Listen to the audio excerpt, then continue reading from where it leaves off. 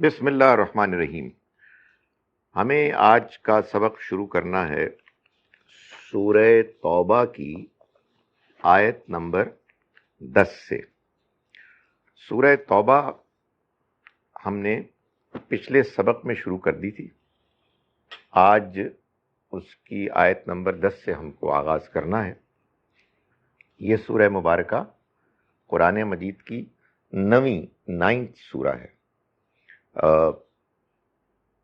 میں اس سے پہلے اس کا پس منظر آپ کو بتا چکا ہوں۔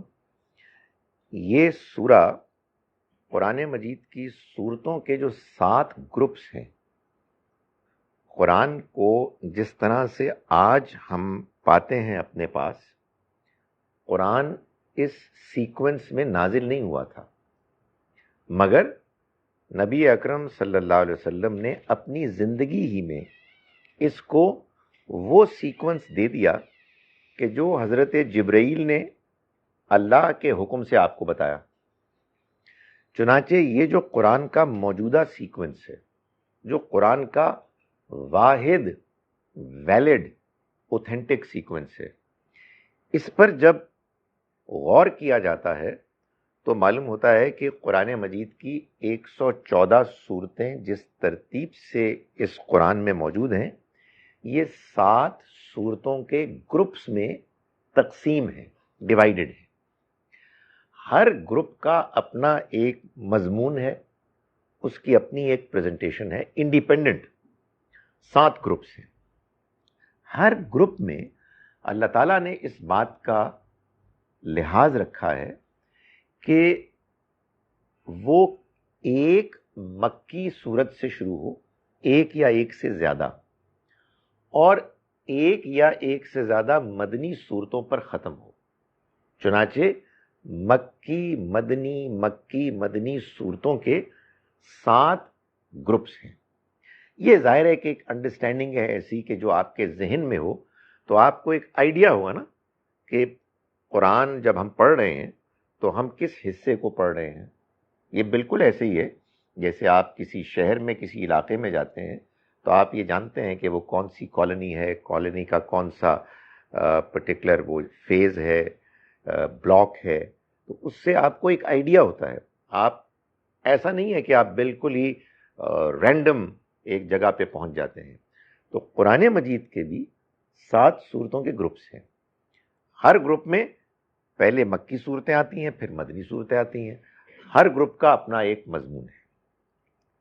یہ سورہ مبارکہ سورہ توبہ قرآن مجید کے صورتوں کے دوسرے گروپ کی آخری سورہ ہے۔ قرآن مجید کی صورتوں کے بارے میں ایک بات میں آپ کو اور بتا چکا ہوں کہ اللہ نے اس کی 114 صورتوں میں سے 6 کو نکال کے بقیہ 108 صورتوں کے بارے میں یہ ارینجمنٹ کی کہ وہ پیئرز میں جوڑا جوڑا ہے۔ 2 صورتیں جو ایک ساتھ آتی ہیں وہ مل کر ایک جوڑا بنتی ہیں، یعنی ان کا مضمون ایک دوسرے سے اتنا ملتا جلتا ہے کہ وہ دونوں مل کر ایک بات کو مکمل کرتی ہیں۔ چنانچہ یہ جو صورتوں کا دوسرا گروپ ہے، یہ 6ٹھی سورہ سے شروع ہوا۔ 6ٹھی سورہ سورہ انعام، 7ویں سورہ سورہ اعراف، 8ویں سورہ سورہ انفال اور 9ویں سورہ سورہ توبہ۔ ان 4 صورتوں پر مشتمل یہ ایک صورتوں کا گروپ ہے۔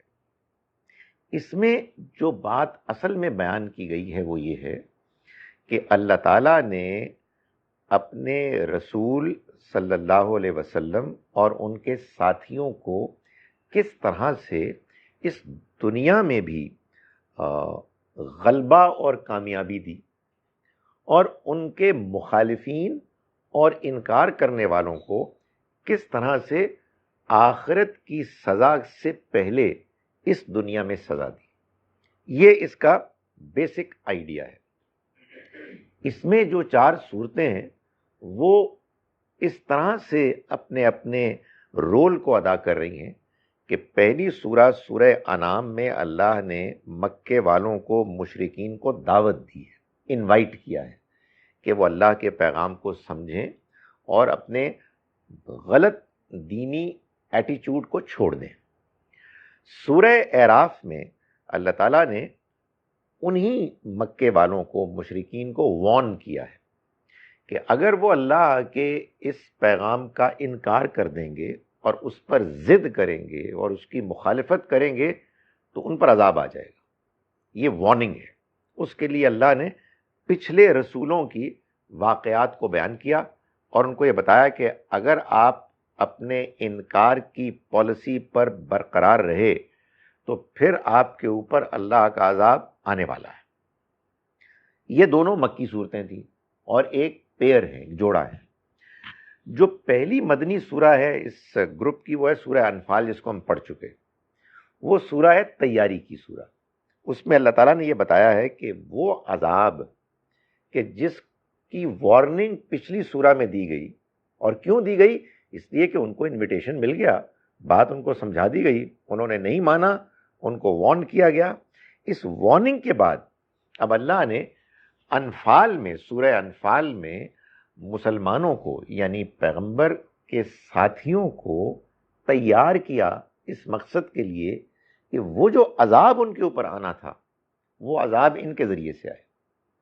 یہ اپنے آپ کو ذہنی، اخلاقی، روحانی اور عسکری، ملٹریلی تیار کریں تاکہ اللہ نے جو عذاب اس سے پہلے دوسری قوموں پر نیچرل کلیمٹیز کے ذریعے بھیجا، اس مرتبہ یہ عذاب اس قوم کے اوپر جس نے اللہ کے رسول صلی اللہ علیہ وسلم کا انکار کیا، یہ ان مسلمانوں کے تلواروں کے ذریعے سے آئے. تو جب اللہ نے اپنا عذاب بھیجنا تھا تو اس سے پہلے اس نے مسلمانوں کو اس کے لیے تیار کیا کہ ان کو اللہ کے اس پروجیکٹ میں شامل ہونے سے پہلے اپنے آپ کو اس کے لیے ایلیجبل، کوالیفائڈ بنانا ہوگا. سورہ انفال اس کی تیاری کر رہی ہے. اور سورہ توبہ عذاب کا بیان ہے. سورہ توبہ یہ بتا رہی ہے کہ اب وہ عذاب آ گیا ہے، اور اسی وجہ سے یہ وہ قرآن کی واحد سورہ ہے جو بسم اللہ الرحمن الرحیم کے بغیر شروع ہوتی ہے. اس لیے کہ بسم اللہ الرحمن الرحیم میں اللہ نے اپنے رحمان و رحیم ہونے کا حوالہ دیا ہے. اس کے یہ دو نام ہیں کہ جو اس میں بیان ہوئے ہیں، اور سورہ کا مضمون چونکہ اللہ کے عذاب کو بیان کر رہا ہے اس لیے وہ اس کے ساتھ کنسسٹنٹ نہیں تھا. تو یہ بغیر بسم اللہ کے شروع ہوتی ہے. اس کی پہلی 9 آیات ہم پڑھ چکے ہیں جس میں اللہ تعالیٰ نے یہ بات بیان فرمائی ہے کہ جو مشرکین انکار کر چکے ہیں ان کو مزید مہلت ملے گی محترم مہینوں کے ختم ہونے تک. حج کے موقع پر 9 ذوالحج کو 9 ہجری کو 9 ذوالحجی تھا، 9 ہجری میں 9 ذوالحجی کو یہ اعلان ہوا. یعنی 9 ہجری میں جو حج ہوا وہ مسلمانوں کی سپرویژن میں ہوا. نبی صلی اللہ علیہ وسلم نے لیڈ نہیں کیا بلکہ حضرت ابوبکر نے اس کو لیڈ کیا. اور اس موقع پر آیات جب نازل ہوئیں تو نبی صلی اللہ علیہ وسلم نے حضرت علی رضی اللہ عنہ کو بھیجا اور اس کا اعلان پھر میدان عرفات میں ہو گیا کہ اب تم لوگوں کو یہ مل رہا ہے ایک مزید موقع. انکار تم نے بہت کر لیا but you still have the opportunity کہ تم توبہ کر لو اور ایمان لے آؤ تو تم بچ جاؤ گے. اگر یہ محترم مہینے ختم ہو گئے تو پھر یہ کہہ دیا گیا کہ ان مشرکین کو قتل کرو تم جہاں کہیں پاؤ. یہ مکے والوں کو اور مشرکین کو کہا. یہ اب ہم اتنی بات پڑھ چکے. یہ بتا دیا کہ ان میں سے جو توبہ کر لیں گے وہ بچ جائیں گے، اور یہ بتا دیا کہ توبہ کرنے کا مطلب کیا ہے، مسلمان ہو جائیں. اور مسلمان ہونے کا مطلب کیا ہے، نماز پڑھیں اور زکوٰۃ دیں. تو پھر ان کا راستہ چھوڑ دو، پھر تم ان کو سزا نہیں دے سکتے. اب آئیے آیت نمبر 10 میں. نہیں یہ ایسے نہیں ہوگا، پھر آپ کو یہ پوچھنا کر یہاں سے کرنا پڑے گا. یہ انفارچونیٹ بات ہے، آخر میں کر لیں، اس کو نوٹ کر لیں آپ، کیونکہ وہ اصل میں پھر کیا ہوتا ہے کہ وہ ادھر بات نہیں پہنچتی. سوال ظاہر ہے سورہ مبارکہ میں بہت ہیں. آیت نمبر 10 ہے لا یرقبون فی مؤمن الا ولا ذمہ. یہ مسلمانوں کے معاملے میں نہ رشتہ داری کا لحاظ رکھتے ہیں اور نہ کسی عہد کا لحاظ رکھتے ہیں. وَأُولَٰئِکَ هُمُ الْمُعْتَدُونَ. یہ وہ لوگ ہیں کہ جو زیادتی کرنے والے ہیں. یہی لوگ زیادتی کرنے والے ہیں. یعنی جب ان کی سزا کا اعلان ہوا تو ساتھ ہی پھر یہ اللہ تعالیٰ بتا رہے ہیں کہ یہ ان کو سزا کیوں مل رہی ہے. یہ وہ لوگ ہیں، اور خاص طور پر مسلمانوں میں سے بعض کو سمجھایا جا رہا ہے کہ تمہاری ان کے ساتھ ہمدردیاں ہیں، اور ان کا معاملہ یہ ہے کہ یہ نہ رشتہ داری کا خیال رکھ رہے ہیں اور نہ ہی معاہدوں کی پابندی کر رہے ہیں. یہ حد سے آگے بڑھ جانے والے لوگ ہیں.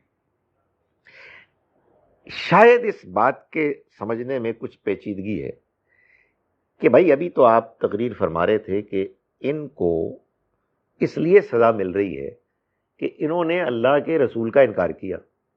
تو الزام تو یہ لگانا چاہیے تھا نا کہ بھائی یہ اللہ کے رسول کا انکار کر چکے، بہت ان کو موقع مل گئے، اب یہ نہیں بچیں گے. الزام بظاہر یہ لگ رہا ہے کہ یہ تو نہ اہل ایمان سے رشتہ داریوں کا پاس رکھتے ہیں، نہ معاہدوں کا لحاظ رکھ رہے ہیں. تو یہ تو کچھ اور بات نہیں ہوگی. نہیں، یہ دونوں باتیں ایک ہیں. قرآن نے یہ بتایا ہے کہ اللہ کے رسولوں کے آ جانے کے بعد جو لوگ ان کا انکار کرتے ہیں اور انکار پر اڑ جاتے ہیں، یہ وہ لوگ ہوتے ہیں کہ جو اخلاقی طور پر گرے ہوئے لوگ ہوتے ہیں. ان کا اخلاقی طور پر گرا ہوا ہونا ہی انہیں اللہ کے رسول کے انکار پر مائل کرتا ہے، انکار پر ان کو آمادہ کرتا ہے اور وہ اس پر ضد کرتے ہیں. یہ بات واضح کرنی اس لیے ضروری ہے کہ ہم اس معاملے میں کنفیوژن کا شکار ہیں، اینڈ فار انڈرسٹینڈیبل ریزنس.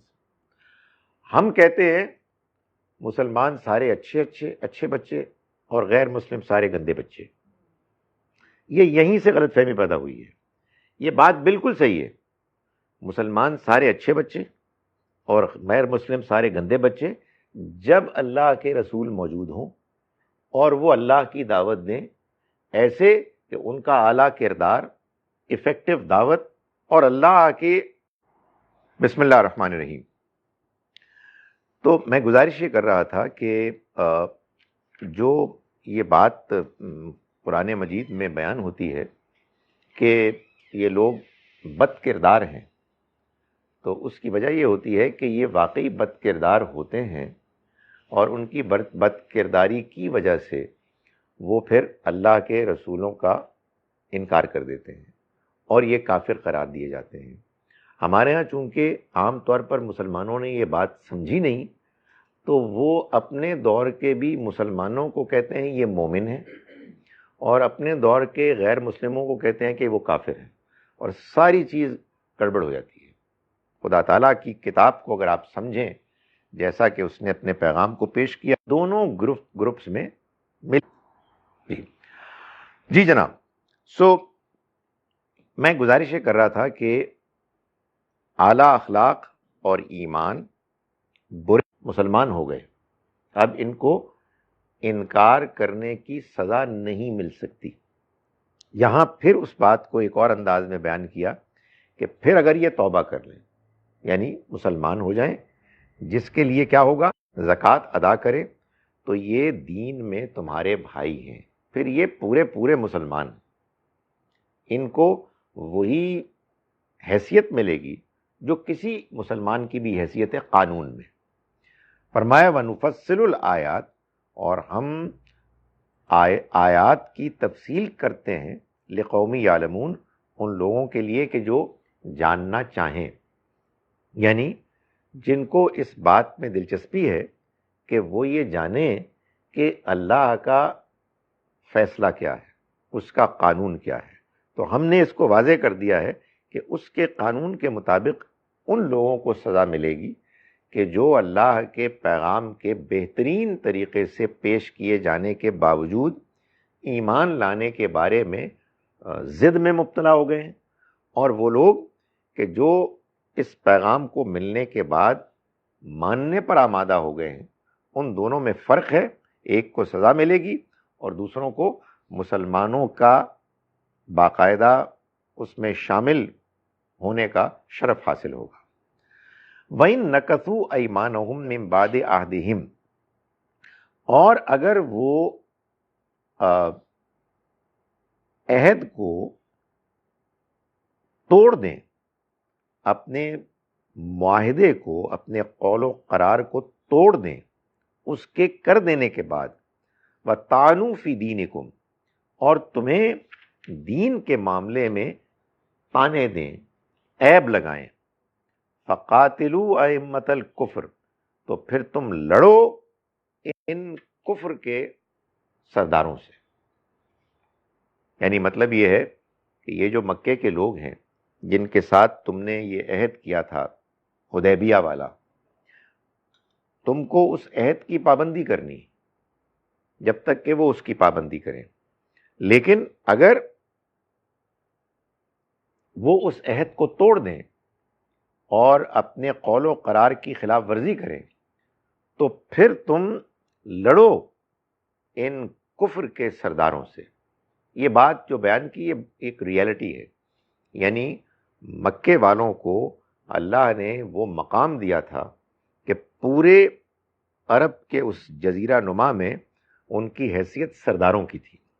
یہی بات سورہ قریش میں بھی بیان ہوئی ہے، اللہ تعالیٰ نے ان کو یہ اپنا احسان جتلایا ہے کہ اس اللہ کے گھر کی وجہ سے جو تم کو سہولتیں حاصل ہوئی ہیں، اس کا یہ تقاضا تھا کہ تم صرف اللہ کی عبادت کرو۔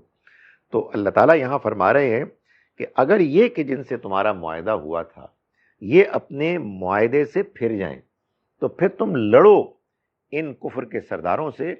انہم لا ایمان لہم، یہ وہ لوگ ہیں کہ جن کا کہ کوئی معاہدہ نہیں ہے، کوئی قول و قرار نہیں ہے، یہ بالکل ڈیپینڈیبل لوگ نہیں ہیں۔ لعلہم ینتہون، تم ان سے لڑو تاکہ یہ باز آ جائے۔ یعنی یہ جو حرکت کر رہے ہیں اس کے نتیجے میں یہ آج نہیں تو کل تمہارے خلاف اٹھیں گے۔ اگر انہوں نے معاہدے کی خلاف ورزی کرنی شروع کر دی ہے تو پھر ان سے تمہیں لڑائی کرنی ہوگی۔ یہ آیات ہیں۔ اس کے بعد اب جو اگلی آیت شروع ہو رہی ہے، معلوم ہوتا ہے کہ سورہ مبارکہ مختلف حصوں میں نازل ہوئی۔ یہ وہ زمانہ تھا کہ جس زمانے میں اللہ کی طرف سے مسلمانوں کو حکم آ گیا تھا کہ اب اللہ کی طرف سے انکار کرنے والوں پر اس کا عذاب اب نازل ہونے والا ہے۔ چنانچہ اللہ نے اس عذاب کے نزول کو چونکہ مسلمانوں کے ذریعے سے کرنا تھا، اس لیے اس کو مختلف موقعوں پر جو ایونٹس ہوئے انہی کے حساب سے آیات نازل ہوئی۔ چنانچہ اب جو ہم آیات پڑھ رہے ہیں اس کا زمانہ ذرا بعد کا ہے۔ پہلے اللہ تعالیٰ نے اپنے ایک اصولی فیصلے کو بیان کیا، اب آگے چل کے فرمایا الا تقاتلون، کیا تم نہیں لڑو گے قوما نکثوا ایمانہم، ان لوگوں سے کہ جنہوں نے اپنے معاہدوں کو، اپنے قول و قرار کو توڑ دیا، وہموا باخراج الرسول، اور انہوں نے رسول کو نکالنے کا فیصلہ کیا، جسارت کی۔ یعنی اللہ کے رسول صلی اللہ علیہ وسلم مکے سے نکلنے پر مجبور ہو گئے، ان کی ضد کی وجہ سے، ان کی مخالفت کی وجہ سے، ان کے حق بیزاری کی وجہ سے۔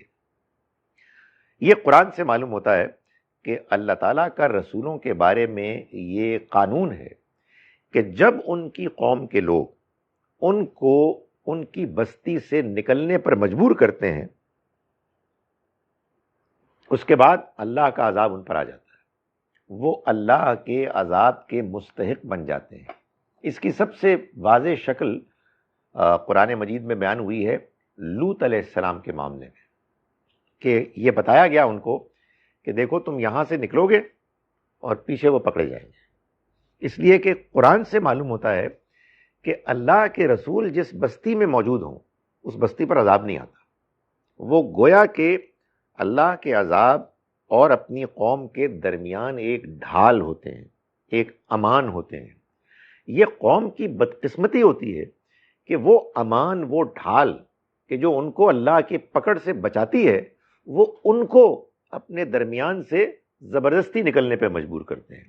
تو یہاں اللہ تعالیٰ نے مکے والوں کے اس عمل، اس انداز کو بیان کیا، فیصلے کو، اور یہ فرمایا کہ یہ وہ لوگ ہیں جنہوں نے رسول کے نکالنے کی جسارت کی.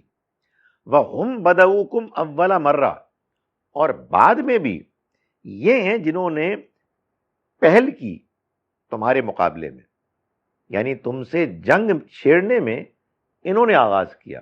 یہ بدر کی لڑائی کے بارے میں بیان کیا جا رہا ہے. قرآن مجید اس بات پر بالکل واضح ہے کہ بدر کی لڑائی مسلمانوں نے اس کو شروع نہیں کیا، بلکہ مکے والوں نے کیا. مکے والوں نے اس پر اپنے آپ کو مطمئن نہیں سمجھا، کافی نہیں سمجھا کہ ہم نے ان کو اپنے شہر سے نکال دیا ہے، بلکہ ان کو جب یہ خبریں پہنچیں کہ بھائی یہ تو وہاں مضبوط ہو رہے ہیں، تو انہیں پھر یہ خطرہ ہوا کہ یہ تو بالآخر ہمارے پاس بھی آ جائیں گے، ہمارے اوپر بھی حملہ آور ہوں گے.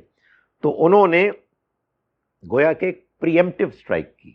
انہوں نے یہ سوچا کہ ہم ابھی جا کے ان کا قلع کما کر لیتے ہیں. تو انہوں نے آغاز کیا. یہ بات میں اس لیے کہہ رہا ہوں کہ ہمارے یہاں مسلمانوں کی بڑی بدنصیبی ہے، وہ تاریخی واقعات کو زیادہ اہمیت دیتے ہیں. تاریخ انسان بیان کرتا ہے، پتہ نہیں کس نے کیا بات کی، انٹ سنٹ باتیں کی، اور یہ مشہور ہو گیا کہ بدر جو ہے وہ مسلمانوں نے شروع کی. لا حول ولا قوت، ایسا ہرگز نہیں ہے. قرآن مجید اس پر بالکل واضح ہے کہ اس کا آغاز کفار نے کیا تھا.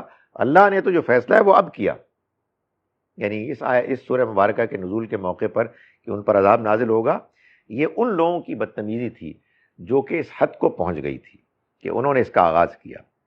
فرمایا کہ اتخشونہم، کیا تم ان سے ڈرتے ہو؟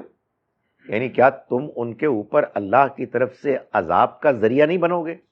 کیا اللہ نے جو فیصلہ کیا ہے کہ ان کو اللہ پکڑے گا اور تمہارے ذریعے سے پکڑے گا، تم اس سے خوفزدہ ہو؟ اتخشونہم، کیا تم ان سے ڈرتے ہو؟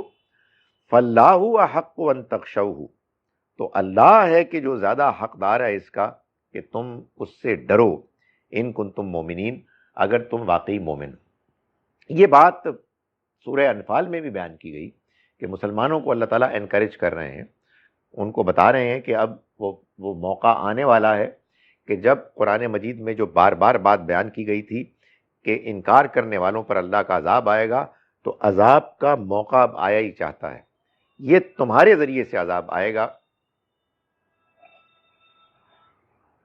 یہ تمہارے ذریعے سے عذاب آئے گا، اور تمہیں اب اللہ کے نمائندے بن کر یہ کام کرنا ہے. تو ان سے ڈرنے کی کیا ضرورت ہے؟ یہ کن کو کہا جا رہا ہے؟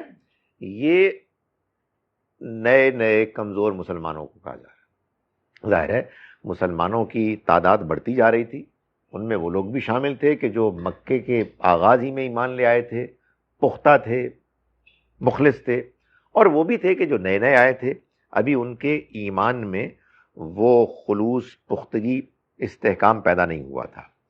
فرمایا قاتلوہم، ان سے لڑو. یعذبہم اللہ بایدیکم، اللہ ان کو عذاب دے گا تمہارے ہاتھوں سے. یہ آیہ مبارکہ کا ٹکڑا بڑا اہم ہے. اس لیے اہم ہے کہ اس کے ذریعے سے مسلمانوں کو یہ بتایا جائے کہ نبی صلی اللہ علیہ وسلم اور آپ کے ساتھیوں نے جو جہاد کیا کفار کے ساتھ، وہ اس لیے نہیں کیا کہ وہ عام غیر مسلم تھے، بلکہ یہ اللہ کا عذاب تھا کہ جو مسلمانوں کے ہاتھوں سے اللہ نے امپلیمنٹ کیا. جیسے کہ نوح علیہ السلام کے انکار کرنے والوں پر سیلاب کا عذاب آیا، لوط علیہ السلام کی قوم کے لوگوں پر پتھروں کی بارش ہوئی. اللہ نے نبی صلی اللہ علیہ وسلم کے انکار کرنے والوں کے اوپر جو عذاب نازل فرمایا وہ مسلمانوں کی تلواروں کے ذریعے سے ہوا. یہ آیہ مبارکہ اسی کو بیان کر رہی ہے۔ اللہ تعالیٰ فرما رہے ہیں کہ لڑو ان سے، اللہ ان کو عذاب دے گا تمہارے ہاتھوں کے ذریعے سے۔ ہمارے ہاں چونکہ لوگ دین کو پہلے فلسفہ بناتے ہیں اور اس فلسفے کو پھر دین کے اوپر ٹھونستے ہیں، تو لوگوں نے یہ طے کیا کہ جہاد تو اب آئے گا اور وہ ساری دنیا کے اوپر مسلمان قابض ہوں گے، یہ اس لیے آتا ہے۔ چنانچہ وہ یہ کہتے ہیں کہ چونکہ قرآن میں بیان ہوا ہے کہ اللہ کے رسول اور ان کے ساتھیوں نے غیر مسلموں کے خلاف جہاد کیا، اس لیے کہ انہوں نے دین کو نہیں مانا، تو انہوں نے ان سے لڑے، ان کو مارا، اور اب یہ پورا دین ہے کہ جو آخری حد تک پوری دنیا پر چھا جائے گا، اس وقت تک ہم جہاد کریں گے۔ نہیں، اللہ نے ہم کو کسی بندے کو مارنے کی اجازت نہیں دی۔ یہ جو جہاد ہوا ہے، اس میں بندوں نے بندوں کو نہیں مارا ہے، اس میں اللہ نے بندوں کو مارا ہے، یہ اللہ عذاب دے رہا ہے۔ اصل میں یہ جو فرق ہے سوچ کا، یہ ایک بہت اہم فرق ہے۔ عذاب جب آتا ہے، چاہے طوفان سے آئے، زلزلے سے آئے، یا کوئی انسان کسی دوسرے انسان کو مارے، یہ اللہ کا مارنا ہوتا ہے۔ میں اور آپ کسی دوسرے انسان کو مار ہی نہیں سکتے۔ ہم اسی صورت میں مار سکتے ہیں کہ ہمارے اوپر وحی آئے، یا کوئی صاحب کے جن پر وحی نازل ہو رہی ہے وہ ہم کو بتائیں۔ وحی کے آنے کا سلسلہ بند ہو گیا، اب یہ نہیں ہو سکتا۔ اب تو جہاد ہوگا صرف انہی وجوہات کی بنا پر کہ جن کو قرآن میں الگ بیان کیا گیا ہے، ان کی شرائط کے ساتھ۔ یہ والا جہاد کہ جو غیر مسلموں سے اس لیے کیا جاتا ہے کہ وہ ایمان نہیں لائے، یہ جہاد اب نہیں ہو سکتا، اس لیے کہ یہ اصل میں عذاب تھا، اور عذاب اب نہیں آئے گا۔ اس لیے کہ عذاب آتا ہے اس لیے کہ کچھ لوگ اللہ کے رسول کی دعوت کو سننے، جاننے، سمجھنے کے باوجود انکار کر دیتے ہیں، اور اللہ کا یہ فیصلہ ہے کہ جو لوگ ایسا کرتے ہیں ان کے اوپر اللہ کا عذاب آتا ہے۔ تو فرمایا کہ لڑو تم ان سے، یعذبہم اللہ بایدیکم، اللہ ان کو عذاب دے گا تمہارے ہاتھوں کے ذریعے سے، ویخزیہم، اور ان کو رسوا کرے گا۔ یعنی یہ اللہ تعالیٰ بتاتے ہیں کہ یہ جو انکار کرنے والے ہیں، انہوں نے انکار اس لیے کیا کہ یہ اپنے آپ کو بڑا سمجھتے تھے، تو اللہ جب عذاب دیتا ہے تو اصل میں ان کی رسوائی کا بندوبست کرتا ہے۔ وہ تکبر کرتے تھے، اپنے آپ کو بڑا سمجھتے تھے، اس لیے وہ یہ کہتے تھے کہ ہم پیغمبر کی بات کیوں مانیں۔ تو اللہ تعالیٰ جب ان کو ان کے اس رویے پر سزا دیتا ہے تو سزا دیتا ہے اور رسوا کرتا ہے، تاکہ ان کو یہ معلوم ہو کہ جو انہوں نے حرکت کی ہے وہ کس قدر غلط اور اللہ کے نگاہ میں قابل نفرت تھی۔ وَيَنْصُرْكُمْ عَلَيْهِمْ، اور وہ تمہاری مدد کرے گا، تمہیں غلبہ دے گا ان کے خلاف۔ وَيَشْفِي صُدُورَ قَوْمٍ مُّؤْمِنِينَ، اور اہل ایمان کے دلوں کو وہ ٹھنڈا کرے گا، ان کے کلیجے ٹھنڈے کرے گا۔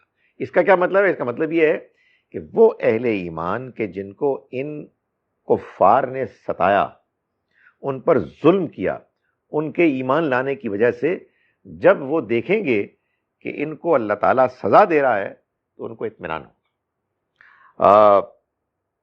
یہ ایک حقیقت ہے کہ آدمی کے اوپر جب ایک خاص حد سے زیادہ زیادتی ہوتی ہے اور وہ اس زیادتی کو بھگتتا ہے، تو یہ سوچتا ہے کہ کوئی ہے اس کائنات کا چلانے والا کہ جو اس ظالم یا ان ظالموں سے مجھے بچائے اور ان کو کیفر کردار تک پہنچائے۔ اور جب ایسا ہوتا ہے تو اس سے ایک اطمینان ہوتا ہے۔ یہ ایک خاص حد کے بعد جب جرم بہت بڑھ جاتا ہے تب کی بات ہے، ورنہ اس سے پہلے تو ہم کو کہا گیا ہے معاف کر دو، اگنور کرو، نظر انداز کرو۔ لیکن جب مجرموں کا جرم اس حد سے آگے بڑھ جائے کہ جس سے آگے بڑھنے کے بعد وہ نہ معافی کے قابل ہوتے ہیں نہ ہمدردی کے قابل ہوتے ہیں، تو پھر واقعی اس دنیا کے نظام کو سمجھنے اور اس کو جسٹیفائی کرنے کے لیے ضروری ہوتا ہے کہ آپ کو نظر آئے کہ وہ بندے پکڑے گئے ہیں اور ان کو سزا ملی ہے۔ تو اللہ تعالیٰ نے فرمایا کہ جب ان پر یہ عذاب نازل ہوگا، اس ابو جہل پر، اس ابو لہب پر اور ان کے ساتھیوں پر، جنہوں نے کہ پیغمبر صلی اللہ علیہ وسلم کو اور آپ کے ساتھیوں کو ستایا اور ان کو مکہ چھوڑنے پر مجبور کیا، جب ان پر عذاب آئے گا تو اہل ایمان کے سینے ٹھنڈے ہوں گے، کہ کلیجے ٹھنڈے ہوں گے۔ وَيَتُوبُ اللَّهُ عَلَىٰ مَن يَشَاءُ، اور تاکہ اللہ توبہ کی توفیق دے جن کو چاہے۔ یہ اللہ تعالیٰ نے اہل ایمان کی تسلی کے لیے بیان کیا کہ ظاہر ہے کہ اہل ایمان یہ چاہتے تھے کہ ان کے رشتہ دار ایمان لائیں، ان کو یہ خیال تھا کہ اتنے برے تو نہیں ہیں، کیا سارے پکڑے جائیں گے۔ تو اللہ تعالیٰ نے ان کو تسلی دی کہ یہ جو ہم آیات بیان کر رہے ہیں، جس کے بعد ہم نے یہ فیصلہ کیا ہے کہ ان کے اوپر عذاب آئے گا، تو صرف عذاب ان پر آئے گا جو آخری درجے کے مجرم ہیں، جو اپنی اصلاح کے لیے تیار نہیں ہیں، انہوں نے اپنے آپ کو اللہ کی رحمت سے محروم کر دیا ہے۔ ورنہ ابھی بھی بعض لوگوں کو اللہ توبہ کی توفیق دے گا، اور کیوں دے گا؟ واللہ علیم حکیم، اللہ سب کچھ جاننے والا ہے، اللہ حکمت والا ہے۔ اللہ کو معلوم ہے کہ اس کے بندوں میں کون ہیں کہ جو اپنے اندر توبہ کی توفیق رکھتے ہیں، کون ہیں کہ جو ڈیزرو کرتے ہیں۔ ہم انسان ہیں نا، ہم گڑبڑ بھی کرتے ہیں، کبھی کبھی کوئی اچھی بات بھی کر لیتے ہیں۔ ایک ہمارے اندر ایک مکسڈ اپ ہے معاملہ۔ اللہ کے ہاں معلوم ہوتا ہے کہ یہ فیصلہ ہے کہ اگر ہم کو اللہ نے جو فطرت دی ہے، ہم اس کو بگاڑ دیں، اور اتنا زیادہ بگاڑ دیں، اتنا برباد کر دیں کہ جس کے بعد ہم پوائنٹ آف نو ریٹرن تک پہنچ جائیں، اس کے بعد پھر وہ نہیں چھوڑتا۔ تمام تر پاسبلٹیز، امکانات پرووائڈ کرنے کے بعد پھر اس کے ہاں ایک موقع آتا ہے کہ جب وہ یہ کہتا ہے کہ انف از انف، اب کچھ نہیں ہو سکتا۔ اس سے پہلے بندوں کی غلطی اور زیادتی کے باوجود نظر انداز کرتا ہے، اور یہ اللہ ہی جانتا ہے کہ کس کی غلطی کتنی بڑی ہے اور کون غلطی کرنے کے باوجود پچھتاتا ہے۔ یہ ساری انفارمیشن تو کسی اور کو ہے ہی نہیں، ہر انڈیویجول کے بارے میں آخری حد تک تفصیل اسی کے پاس ہے۔ چنانچہ وہ علیم ہے اور حکیم ہے، یعنی وائز ہے، لوگوں کو موقع دیتا ہے، لوگوں کو ان کی غلطیوں کے باوجود مزید کنسیشنز دیتا ہے، ان کو پرووائڈ کرتا ہے اپرچونٹیز۔ ام حسبتم ان تترکوا، کیا تم نے خیال کیا کہ تم چھوڑ دیے جاؤ گے؟ یعنی یہ مسلمانوں کو خطاب ہے۔ وَلَمَّا يَعْلَمِ اللَّهُ الَّذِينَ جَاهَدُوا مِنْكُمْ، جبکہ اللہ نے ابھی یہ نہیں جانا، یہ طے نہیں کیا کہ الَّذِينَ جَاهَدُوا مِنْكُمْ، وہ کون ہیں کہ جو تم میں سے جہاد کرنے والے ہیں۔ وَلَمْ يَتَّخِذُوا مِن دُونِ اللَّهِ وَلَا رَسُولِهِ وَلَا الْمُؤْمِنِينَ وَلِيجًا، اور وہ کون ہیں کہ جو اللہ اور اس کے رسول اور اہل ایمان کے علاوہ کسی کو دوست بنانے والے نہیں ہیں۔ اللہ نے ابھی یہ اسٹیبلش نہیں کیا۔ اللہ تعالیٰ اس بات کو پہلے یہ طے کرے گا، جانے گا، تبھی تمہیں تمہاری آزمائش سے آزاد کرے گا۔ یہ جو بات بیان کی، اس کا مطلب یہ ہے کہ جب اللہ تعالیٰ اپنے پیغمبر کے ساتھیوں کے ذریعے سے کفار کو عذاب سے دوچار کرتا ہے، یا فور دیٹ میٹر ان کے ذریعے سے عذاب نہیں بھی آتا، مگر رسول ہوتے ہیں، ان کے ساتھی ہوتے ہیں اور انکار کرنے والے ہوتے ہیں، تو یہ جو میں اتنے آرام سے کہہ رہا ہوں، وہ ہوتے ہیں اور وہ ہوتے ہیں، دودھ کا دودھ اور پانی کا پانی۔ اس کا ایک پروسیس ہوتا ہے، یعنی اچانک ایسے نہیں ہو جاتا۔ اس میں کچھ لوگوں کے اندر کچھ ابھی خامیاں ہوتی ہیں، ابھی کچھ کھوٹ ہوتی ہے، ابھی کچھ کمی ہوتی ہے، تو اللہ تعالیٰ آہستہ آہستہ ان کو پاک صاف کرتا ہے تاکہ یہ پوری طرح سے ان کی پاکیزگی ہو جائے، ان کا تزکیہ ہو جائے، اور یہ گندگی میں بالکل آخری حد تک پہنچ جائے۔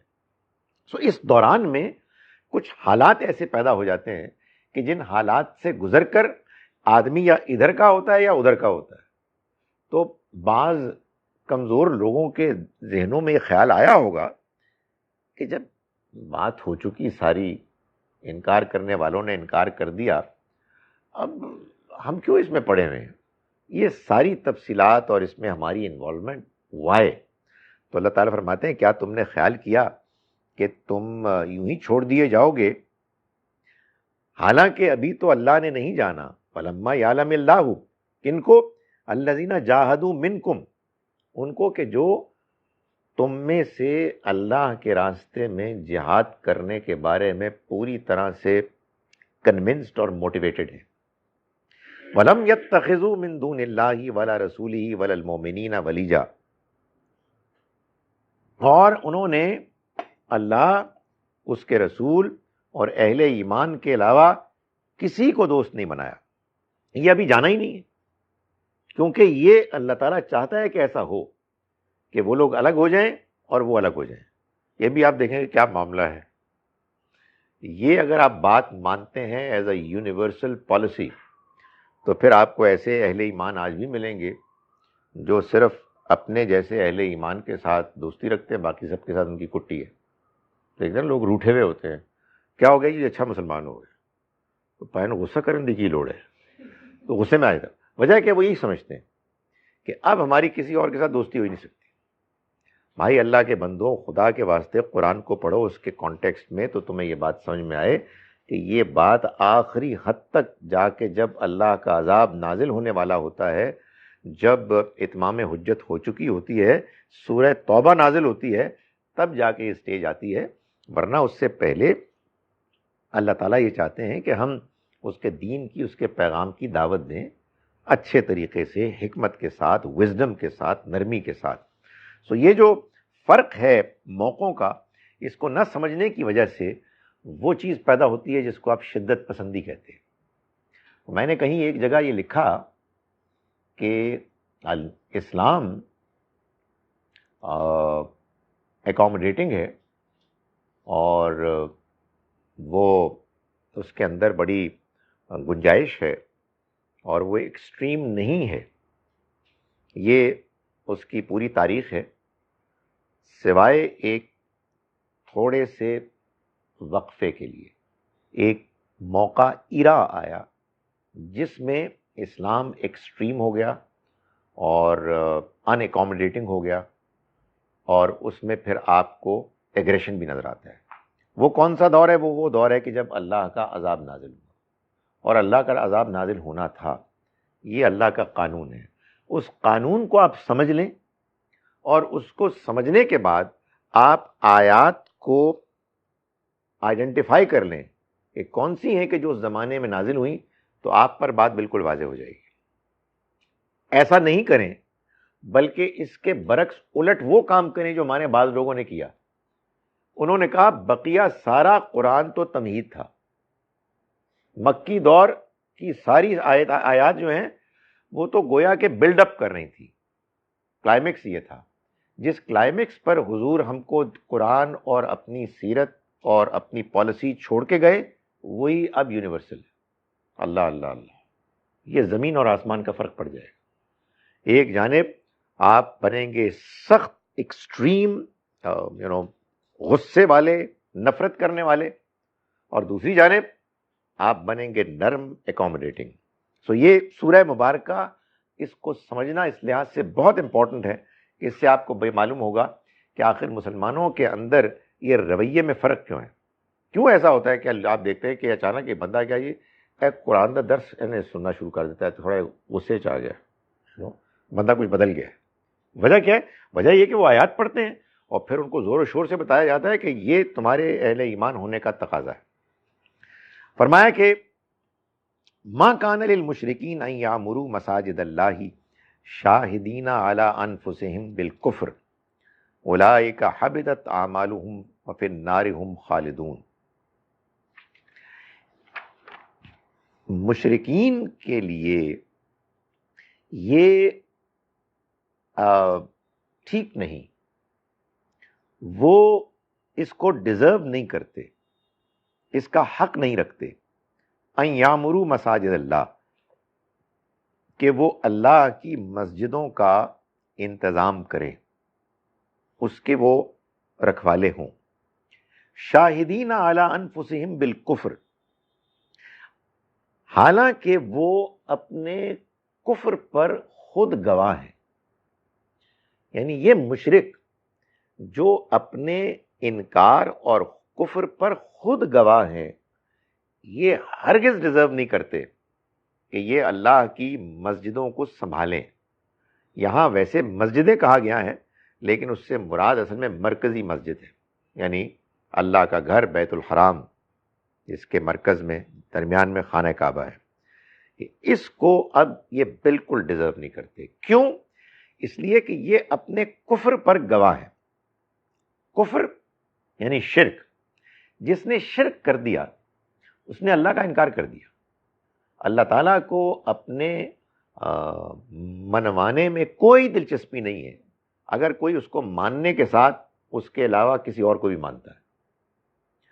اس کے ساتھ کسی اور کو شریک ٹھہرانا، کسی سے دعائیں کرنا، کسی کے آگے سجدے کرنا، کسی اور سے بھی ڈرنا جیسے اللہ سے ڈرا جاتا ہے، یہ اصل میں آپ نے گویا کہ اس کے ساتھ کسی اور کو کھڑا کر دیا۔ اب آپ جتنے مرضی تقریریں کریں اللہ کو ماننے کی، وہ سب ضائع ہے، ان کی کوئی حیثیت نہیں ہے۔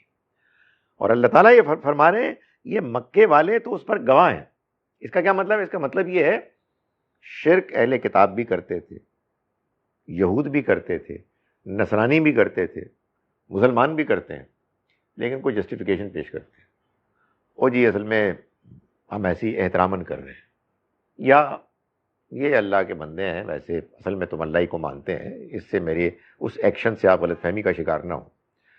مشرکین جو تھے وہ یہ کہتے ہیں ہم شرک کرتے ہیں اور یہی ٹھیک ہے، یہی ٹھیک ہے، یہی اللہ کا دین ہے۔ تو اللہ تعالیٰ فرماتے ہیں کہ یہ ڈیزرو نہیں کرتے ہیں کہ یہ اللہ کے گھر کے رکھوالے بنے۔ یعنی یہ اصل میں وہ ہے کہ ان کے اوپر فرد قرارداد جرم باقاعدہ بیان کی جا رہی ہے کہ دے ڈونٹ ڈیزرو اٹ۔ فرمایا کہ اولئک حبطت اعمالہم، یہ وہ لوگ ہیں کہ جن کے اعمال حبط ہو گئے، ضائع ہو گئے۔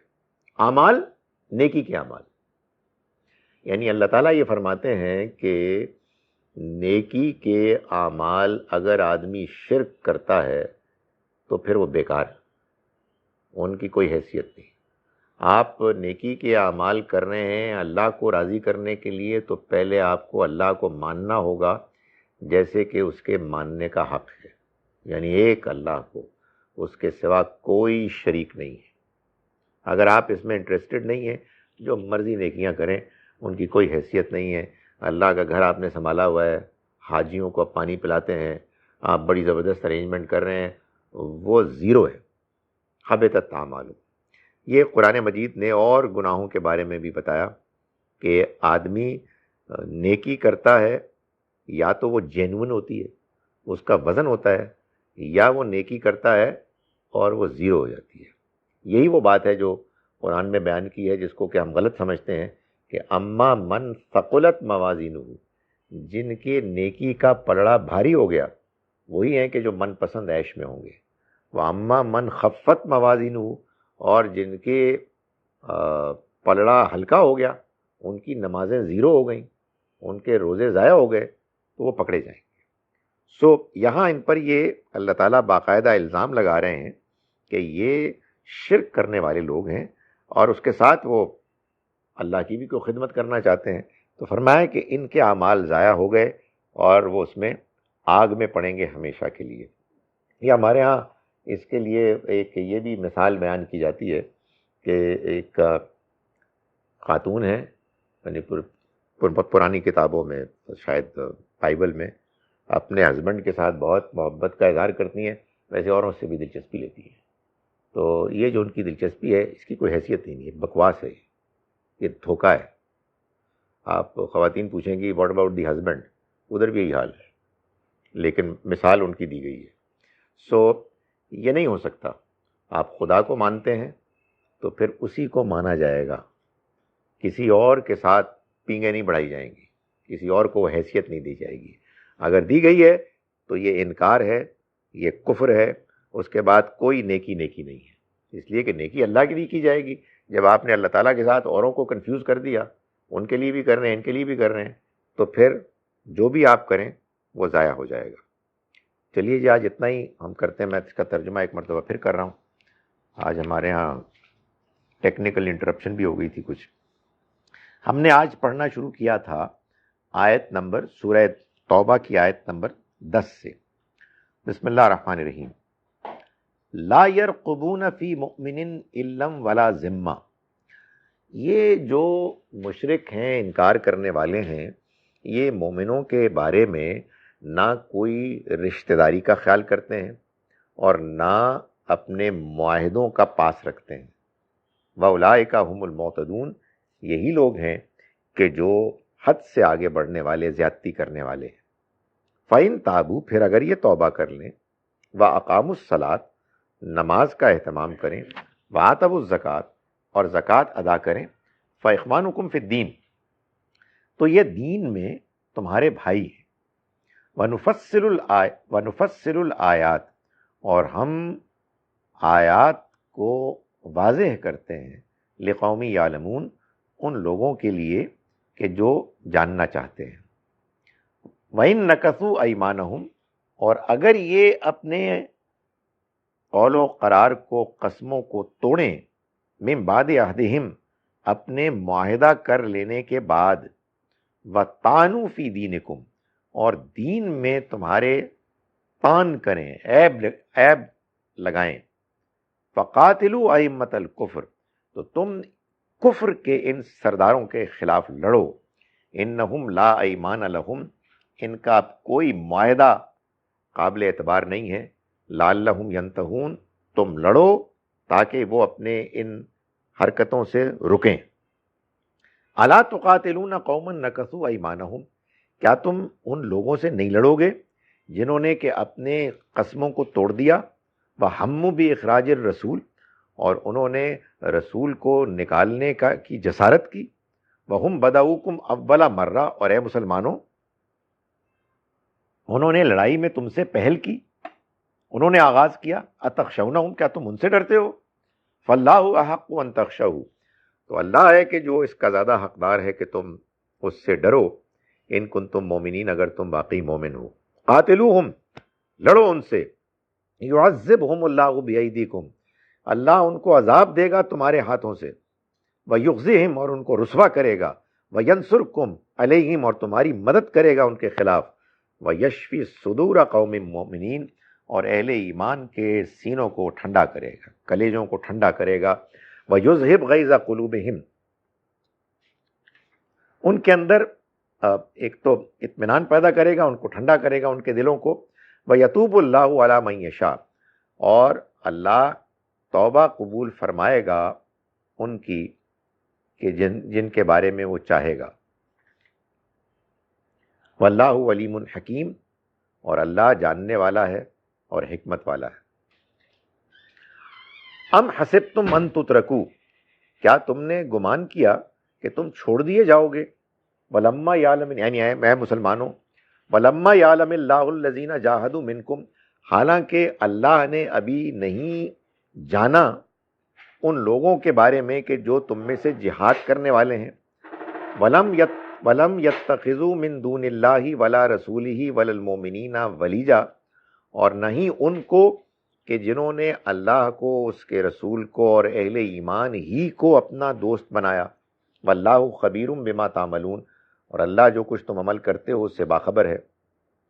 ما کان للمشرکین ان یعمروا مساجد اللہ، ان مشرکوں کا یہ حق نہیں ہے کہ وہ اللہ کی مسجدوں کی دیکھ بھال کرنے والے، ذمہ دار بنے، شاہدین علی انفسہم بالکفر، اپنے کفر پر خود گواہ ہونے کے بعد، اولئک حبطت اعمالہم، یہ وہ لوگ ہیں کہ جن کے اعمال ضائع ہو گئے، وفی النار ہم خالدون، اور وہ اس میں ہمیشہ رہیں گے۔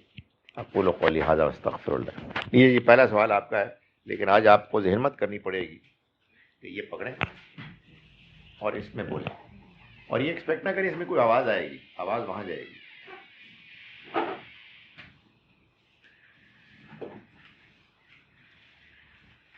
وہیں بیٹھ جائیں آپ۔ سر ادھر سے ہاں جیسے جیسے مرضی وہاں لے جائیں، وہاں لے جائیں. سر یہ ہوگا کہ نیکسٹ جس کی باری ہوگی اس کو آپ کو دینا ہوگا. جی سر سوال میرا یہ ہے کہ ہم پہ اکثر جو مشکلیں آتی ہیں زندگی میں، پرابلمز آتی ہیں، ڈفیکلٹیز، تو ہمیں یہ کیسے پتہ چلے گا کہ یہ ہم سے کوئی کوتاہی ہوئی ہے، اللہ ہم سے ناراض ہے، ہم نے کوئی غلطی کی ہے، ہم پہ اللہ کا عذاب آ رہا ہے، یا یہ ہماری آزمائش ہے؟ جی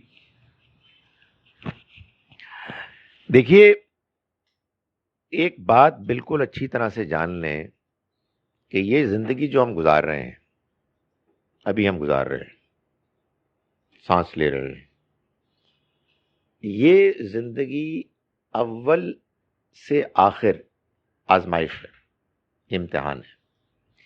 اس میں عذاب نہیں آتا، اس میں جو کچھ بھی ہوتا ہے وہ آزمائش ہے. البتہ اس زندگی کی آزمائش میں کچھ آزمائشیں وہ ہوتی ہیں جن کی نوعیت یہ ہوتی ہے کہ اللہ تعالی ہم کو جھنجھوڑتے ہیں، ہم کو ویک اپ کال دیتے ہیں، ہمیں اپنی ماضی کی کسی غلطی پر ٹوکتے ہیں تاکہ ہماری آزمائش، تاکہ ہماری اصلاح ہو، تاکہ ہمیں یاد آئے کہ یار اوہو وہ ہم سے غلطی ہوئی تھی، ہم اس کی اصلاح کر رہے ہیں. اب آپ کے سوال کا جواب، آپ پر کوئی مشکل آئے تو آپ اپنے آپ کو کویسچن کریں. یعنی بندہ مومن کو ہمیشہ اپنے آپ کو کویسچن کرنا چاہیے کہ یار یہ جو مسئلہ پیش آیا ہے، کہیں ایسا تو نہیں کہ میں نے وہ جو کام کیا تھا اس وجہ سے ہے، تاکہ آپ اپنی اصلاح کریں. سزا کوئی نہیں ہوتی، ہم سے غلطیاں ہوتی ہیں، اور اللہ کی مہربانی ہے کہ وہ ہماری غلطیوں پر ہم کو ٹوک کر ہماری اصلاح کے لیے موقع فراہم کرتا ہے. وہ اللہ کی طرف سے ویک اپ کال واقعی عذاب بن جائے گی اگر ہم توبہ نہیں کریں گے، اور وہ ہمارے لیے اللہ کی ایک مہربانی بن جائے گی اگر ہم اس کے بعد اپنی اصلاح کر لیں گے. اس دنیا میں جو کچھ ہوتا ہے وہ آزمائش ہے، اور آزمائش کی شکلیں کئی ہیں. ان میں ایک شکل یہ بھی ہے کہ اللہ تعالیٰ ہماری بہتری کے لیے ہمیں بعض اوقات ایسی آزمائش میں مبتلا کرتا ہے جس میں اس کا مقصد یہ ہوتا ہے کہ ہم اپنے آپ کو اپنے ماضی کی بعض غلطیوں سے پاک کر دیں. وہ لوگ بڑے بد نصیب ہوتے ہیں کہ جو دنیا میں غلط کام بھی کرتے ہیں اور کچھ بھی نہیں ہوتا بلکہ ترقی ملتی ہے. وہ تو آپ سمجھیں کہ ان کو ڈھیل مل رہی ہے، یعنی ان کے بارے میں اللہ تعالیٰ انٹرسٹڈ ہی نہیں ہے کہ وہ ٹھیک ہوں، اس لیے کہ وہ اللہ ان کو ٹرائی کر چکا ہے اور اب ان کو ڈھیل دے رہا ہے. جی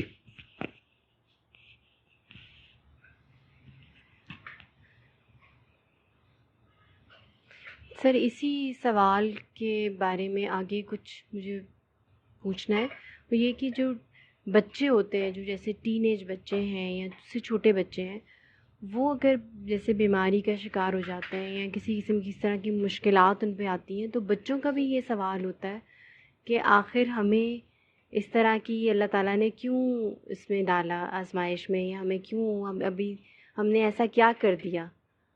تو اس کے بارے میں پھر ہم کیا کہیں گے؟ کیونکہ بڑے تو چلے غلطیاں کر رہے ہیں اور پھر آپ کہہ رہے ہیں کہ آزمائش کے طور پر ان کو ویک اپ کالز بھی مل رہی ہیں، لیکن بچوں کے بارے میں کیا؟ اسی لیے میں نے گزارش کی نا کہ دنیا کی زندگی اصل میں آزمائش ہے. اس میں بعض اوقات جو مشکلات ہیں وہ ہمارے کسی ماضی کی کوتاہی پر اللہ کی طرف سے ایک ویک اپ کال ہوتی ہے. جب آپ بچوں کی بات کریں گی تو ظاہر ہے اس میں یہ فیکٹر نہیں ہوگا، بلکہ اس میں اللہ کی حکمت میں اور فیکٹرز ہوں گے. ظاہر ہے کہ اس دنیا کے زندگی کے بارے میں اگر ہم نے یہ تصور قائم کیا ہے کہ یہی زندگی ہے جس میں آرام، خوشی، ترقی حاصل ہونا چاہیے، اور بچوں کو میں سے بعض کو نہیں حاصل ہو رہا، تو واقعی بڑی پرابلم ہے. تو یہ تو ہمیں بتایا ہی نہیں گیا. یعنی ظاہر ہے کہ جو بچے جس کے ہیں اصل میں ان کو سوچنا چاہیے کہ کہیں ان کی جانب سے تو کوئی ایسا نہیں ہوا کہ جس کی وجہ سے بچوں کو وہ تکلیف ہو رہی ہے. میں تو اصل میں اس بات کا جواب دے رہا تھا کہ جو بہت سے لوگ اس بارے میں بہت زیادہ بعض اوقات سینسٹیو ہو جاتے ہیں کہ بچوں کا قصور کیا ہے. گزارش یہ ہے کہ یہ جواب اتنی زیادہ جذباتیت کے ساتھ تو اسی وقت پوچھا جا سکتا ہے کہ بچوں کے ساتھ یہاں کچھ تکلیف کا معاملہ ہوا اور دنیا ختم ہوگی، اب کچھ اور نہیں ہونا. یہ اللہ تعالیٰ کے یہاں کمپنسیٹ کرنے کے لیے، ان کو نوازنے کے لیے اور بہت سے موقع آئیں گے. سو یہاں تو بچوں کے ساتھ اگر معاملہ ہو رہا ہے تو یقیناً ایسا نہیں ہے کہ وہ ان کو جھنجھوڑنے کے لیے ہو رہا ہے، وہ کسی اور کو جھنجھوڑنے کے لیے ہو رہا ہے، کسی اور کی آنکھیں کھولنے کے لیے ہو رہا ہے. اور ایسا بہت ہوتا ہے. جیسے کہ مثال کے طور پر مسیح علیہ السلام سے کسی نے پوچھا کہ یہ اللہ تعالیٰ نے اندھوں کو کیوں پیدا کیا؟ تو آپ نے فرمایا کہ دیکھنے والوں کو دکھانے کے لیے. سو ظاہر ہے کہ ان کی تو الگ سے ایک آزمائش ہے، لیکن اس آزمائش کا ایک بڑا اہم پہلو یہ ہے کہ باقی جو انسان جو آنکھیں رکھتے ہیں وہ ان کو دیکھ کر اپنے اندر یہ عبرت، شکر گزاری اور ایک تنبیہ پیدا کریں کہ یہ اللہ کی طرف سے ان کے ساتھ بھی ہو سکتا تھا. چنانچہ انہیں اپنی نگاہوں کی اس نعمت کی قدر کرنی چاہیے. جی ادھر بھی جا رہا ہے، یاد تو نہیں معلوم ہوتا کہ کچھ آ رہا ہے. جی سر دوسرا، آپ نے سورہ فیل جو ہم نے آج پڑھی ہے جس کا ترجمہ کیا ہے، اس میں آپ نے ترمیم کا کہا کہ تم پھینکتے ہو، مگر اللہ نے اس کو ایک طوفان بنا دیا، اس کے ذریعے سے ان پر عذاب آیا اور پھر ان کا حال یہ ہو گیا کہ وہ کھائے ہوئے اس کی مانند ہو گئے، اور اللہ نے ان کے اوپر پرندے بھیجے جنہوں نے کہ ان کی لاشوں کو نوچنا شروع کیا، یعنی ان کا صفایا کرنا شروع کیا. یعنی یہ ان کی بے بسی، ان کے خاتمے کے بعد بھی ان کی جو حالت ہے اس کو ڈسکرائب کیا. یعنی وہ لشکر جو بڑے تکبر کے ساتھ، بڑی طاقت کے غرے کے ساتھ آیا تھا، وہ اتنا بے بس ہو گیا کہ اس میں جو لوگ شامل تھے ان کی لاشوں کو پھر آ کے پرندوں نے یعنی گدوں نے آ کے پکڑا اور نوچنا شروع. اور سر آپ نے کہا کہ آپ اس ترجمے کے ساتھ زیادہ کنونسڈ ہیں، سر اس کی وجہ کیا ہے؟ یہ کیا جاتی ہے، میں نے پچھلا جواب ایسے دے دیا، ہوا میں ہوائی فائر کیا. دیکھیے میں نے جو پچھلا جواب دیا تھا میں دوبارہ دے رہا ہوں. اس کو کہتے ہیں ایکٹنگ. تو اگر آپ نے ایکٹنگ کی اور صحیح طرح سے ریکارڈنگ ہی نہیں ہوئی تو ضائع ہو گئی نا. میں نے یہ بات اس لیے کہی کہ جو سوال تھا وہ یہ تھا کہ پھر پرندے کیوں آئے سورہ فیل کی اس بیان میں. پرندے اس لیے آئے کہ وہ ان کی لاشوں کو نوچیں اور ان کی بے بسی کو بیان کیا جائے. اب سوال یہ پیدا ہوا ہے کہ یہ جو آیت، یہ جو اس کا ترجمہ میں نے اس کو ترجیح کیوں دی؟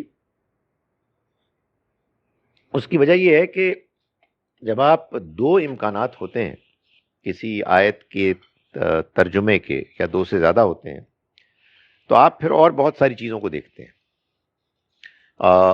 ایک بڑی امپورٹنٹ چیز آپ یہ دیکھتے ہیں کہ آخر پیغام کیا ہے، واٹ از دا میسج. ہمارے ہاں عام طور پر سورہ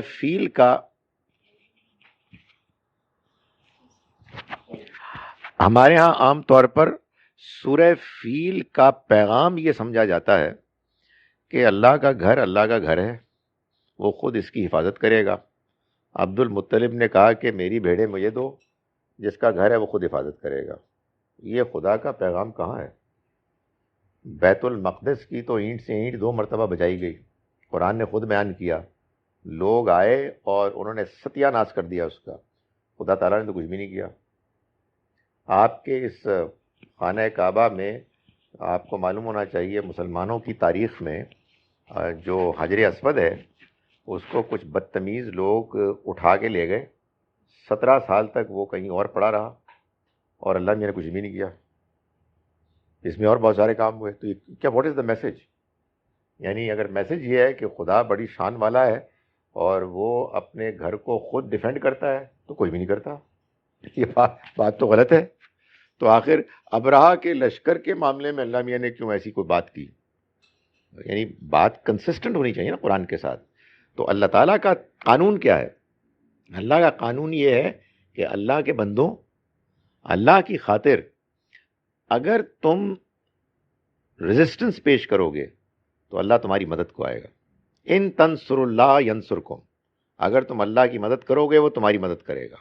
لیکن تم کہو جی کہ اللہ اپنا گھر خود سنبھالے، تو یہی بات تو موسیٰ علیہ السلام کے فالوورز نے کہی تھی، اذهب انت وربک فقاتلا، اے موسیٰ آپ اور آپ کا رب جائے اور لڑیں، ہم تو ادھر ہی بیٹھے ہیں. تو پھر بڑی صحیح بات کی تھی انہوں نے کہ بھائی میسج تو یہ ہے کہ اللہ بھی اپنے کام کرے گا. اللہ تعالیٰ اپنے کام خود کر سکتا ہے، سارے ہی کرتا ہے. لیکن دنیا میں اس کے دین کے معاملے میں، اس کے گھر کے معاملے میں، اس کے پیغام کے معاملے میں اس نے یہ طے کیا ہوا ہے کہ اگر آپ اس میں شامل ہوں گے اور اپنا رول ادا کریں گے تو وہ آپ کی مدد کرے گا، ورنہ وہ نہیں کرے گا. تو وہ سارا پیغام سورہ فیل کا، اور مسلمانوں کا یہ کمال ہے کہ وہ لیتے ہیں اور ان کو اس طرح کی رومانٹک قسم کی تفسیر بہت پسند آتی ہے کہ اللہ میاں نے حضرت عبد المطلب نے کہا کہ میری بھیڑیں مجھے واپس کرو. اور معلوم نہیں واقعہ کہ وہ کہتے ہیں کہ ان کی بھیڑیں وہ ان کا ابرہہ کا لشکر لے گیا. تو وہ وہاں پہنچے تو ابرہہ نے کہا جی کہ آپ کیوں آئے ہیں؟ انہوں نے کہا جی کہ میں اپنی بھیڑیں لینے آیا. میں تو بڑا امپریس ہوا تھا کہ آپ تو بڑے شریف آدمی، اپنی شکل و صورت سے بڑے نیک آدمی لگتے ہیں، تو آپ تو اس لیے آئے ہوں گے کہ آپ مجھے چیلنج کریں. تو انہوں نے جواب میں کہا کہ جس کا گھر ہے وہ اپنا گھر سنبھالے گا، میں اپنی بھیڑیں لینے آیا ہوں. وہ کہتے ہیں سبحان اللہ، اللہ اکبر. تو یہ کون سا پیغام ہے جی؟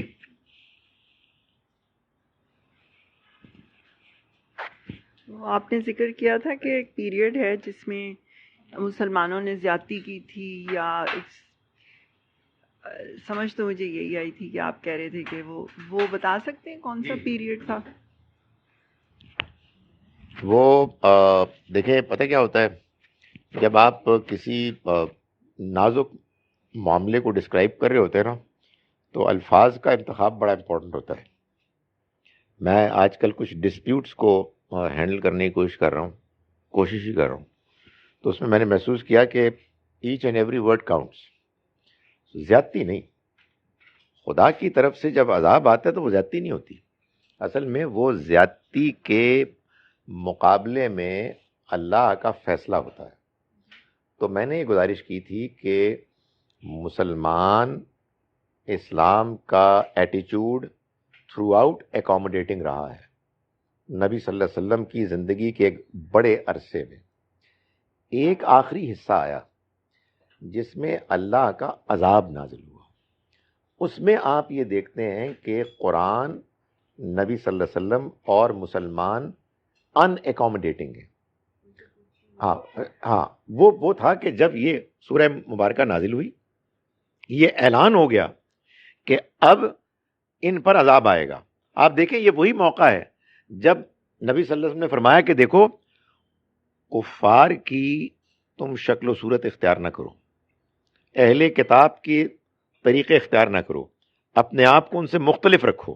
کیوں؟ اس لیے کہ اب عذاب آنا ہے، اور عذاب کیا آنا ہے؟ تم نے مارنا ہے. تو اگر تم بھی انہی کی طرح نظر آئے تو پھر تمہارے میں سے بعض لوگ مارے جائیں گے. ہمارے یہاں لوگ کہتے ہیں جی کہ اب آپ نے غیر مسلموں کے طور طریقے اختیار نہیں کر رہے. ایک ایسی ناممکن بات آپ کہہ رہے ہیں کہ جس پر آپ خود عمل نہیں کر سکتے. آپ صوفوں پہ بیٹھے ہوئے ہیں، ان کے ڈیزائن کی چیزیں، ان کی ساری چیزیں، فیسلٹیز آپ استعمال کر رہے ہیں. سو یہ وہی بات ہے نا کہ ساری انٹرپریٹیشن کچھ اور بن گئی. یہود و نصارہ کے طریقے اختیار نہ کرو. ٹائی پہنتے ہو تو یہ اصل میں کراس ہے، پتلون پہنتے ہو تو تم وہ ہو، وہ کرسچن ہو وغیرہ وغیرہ. یہ وہ کیا ہوا، یہ انہوں نے اس چیز سے سمجھا. تو وہ اصل میں عذاب نازل ہونا تھا. اس عذاب کے نزول کے زمانے میں مسلمانوں کو کفار سے ڈسٹنگوش کرنا تھا، اور پھر ان کے اوپر اللہ کی طرف سے وار کرنا تھا کہ ان پر عذاب آئے. آپ امیجن کریں کہ غیر مسلموں پر غیر مسلم ہونے کی وجہ سے اگر حملہ کرنا یہ دین ہے تو اس کا کیا امپریشن، کیا لوگوں کے اوپر اس کے بارے میں اس کی انڈرسٹینڈنگ، پرسیپشن بنے گا. سو یہ ہوا کیوں ہے؟ یہ اس لیے ہوا کہ ان آیات کو غلط سمجھا گیا.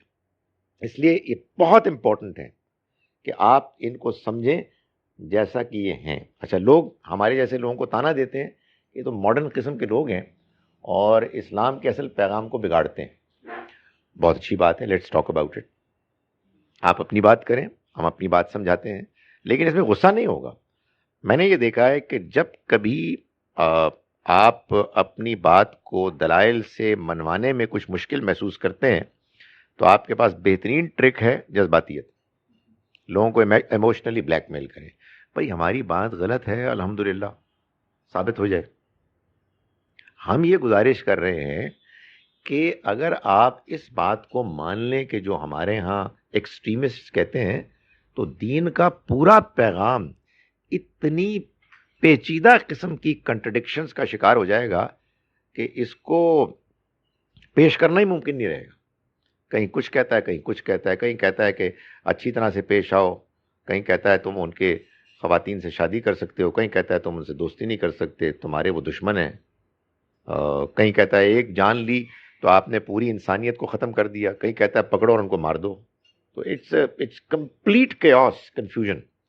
تو میں تو لوگوں کو کہتا ہوں کہ یار آپ جہاد تو بعد میں کریں، پہلے اپنے ایمان تو سنبھالیں کہ آپ جس طرح سے قرآن کو پیش کر رہے ہیں اس کے بعد قرآن مجید ایک کنسسٹنٹ کتاب کی طور پر بھی نہیں پیش کی جا سکتی.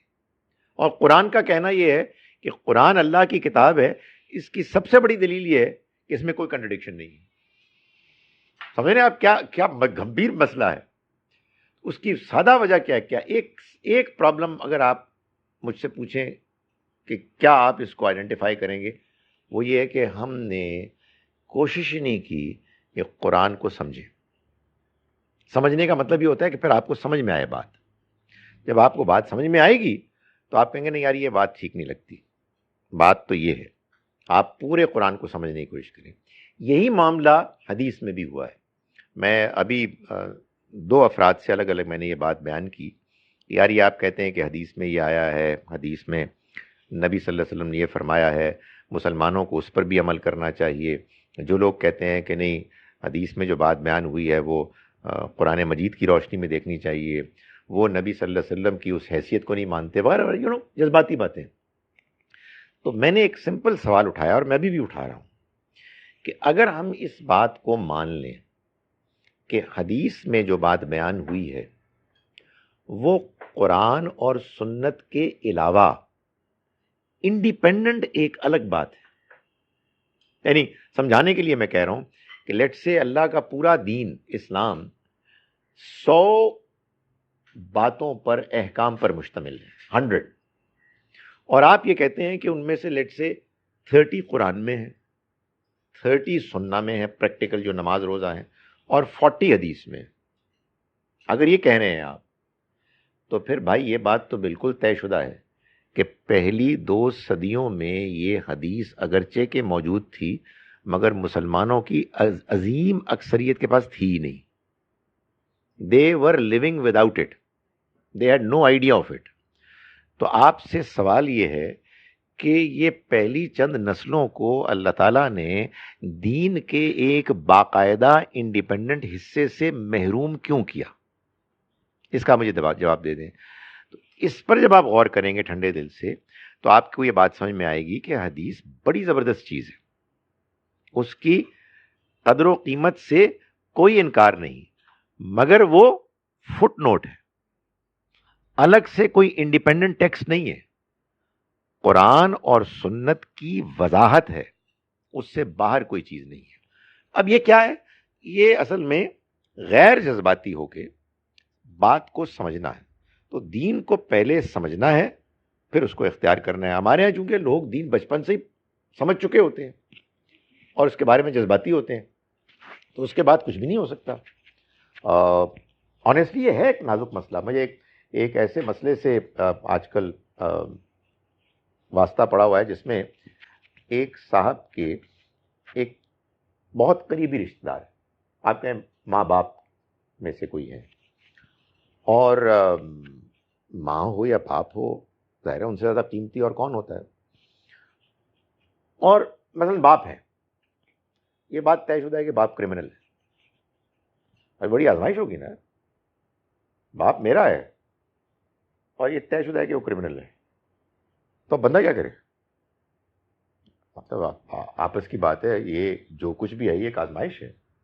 میں یہ تو نہیں کہ میں کہوں یار چونکہ وہ میرا باپ ہے اس لیے میں یہ نہیں مانتا. نہیں، سوری، میں اپنے باپ کی پھر بھی میں عزت کروں گا، میں ان کے لیے پھر بھی دعا کروں گا. میں کسی کی بات کر رہا ہوں سمجھانے کے لیے. تو یہ پرابلم ہو جاتی ہے. ہمارے کیا ہوتا ہے 12-13 سال کی عمر میں ہم ایک دین سیکھ لیتے ہیں، اس کے بارے میں جذباتی ہو جاتے ہیں، کچھ دن منانے لگتے ہیں، کچھ چیزیں سنتے ہیں رونے لگتے ہیں. بندہ جب رونا شروع ہو جائے تو کچھ نہیں ہو سکتا. میں آپ کو ایک بات سمجھا رہا ہوں اور آپ میری اس بات سے مختلف بات پہ رونا شروع ہو، میں کیا کر سکتا ہوں؟ I can't talk to you. تو یہ ایک مصیبت ہے.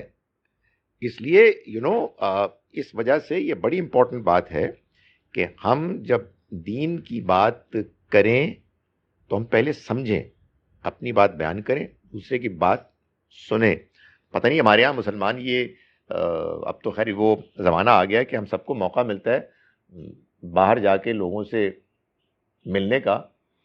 پاکستان ہم نے بنایا، ظاہر ہے اس کے بہت ساری وجوہات تھیں، لیکن اس میں ایک بہت بڑی ڈس ایڈوانٹیج یہ ہو گئی کہ اب ہم صرف مسلمان ہی ایک دوسرے سے ملتے ہیں، غیر مسلموں سے ملتے ہی نہیں ہیں. تو ہمیں پتہ نہیں ہے کہ وہ بھی انسان ہیں، اور ہمیں یہ نہیں معلوم ہے کہ جو عیسائی ہیں ذرا جائیں کبھی آپ ان کے گرجوں میں اور ان کی جو بھی مجلسیں ہوتی ہیں تو آپ کو معلوم ہے وہ بھی روتے ہیں. رونا جو ہے یہ اسی وقت ہو سکتا ہے جب آپ کنونسڈ ہوں. یعنی یہ کوئی وہ نہیں ہو رہا، تو کوئی فلم نہیں بن رہی ہوتی. They literally they are weeping. بندہ بات کر رہا ہے، مسیح علیہ السلام کی قربانی بیان کر رہا ہے اور دوسرے لوگ رو رہے ہیں. تو اب یہ کیا حادثہ ہے؟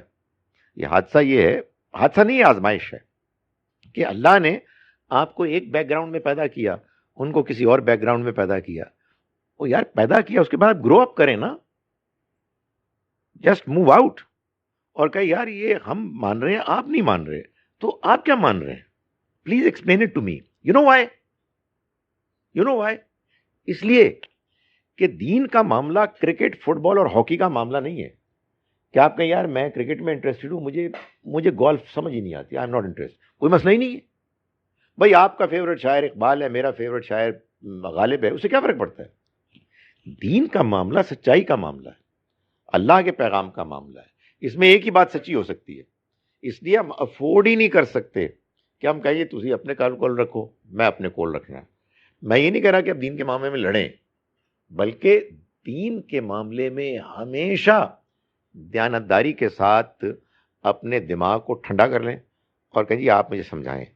میں نے دیکھا، میں نے یہ تجربہ کیا ہے، ان کلاسز میں بھی کیا ہے، ان کلاسز میں شاید نہیں ہو، کہیں اور جگہ میں نے، کہ بعض اوقات کوئی مجھ سے کوئی سوال پوچھے تو آپ بڑی مہربانی کرتے ہیں مجھے جواب دینے دیتے ہیں.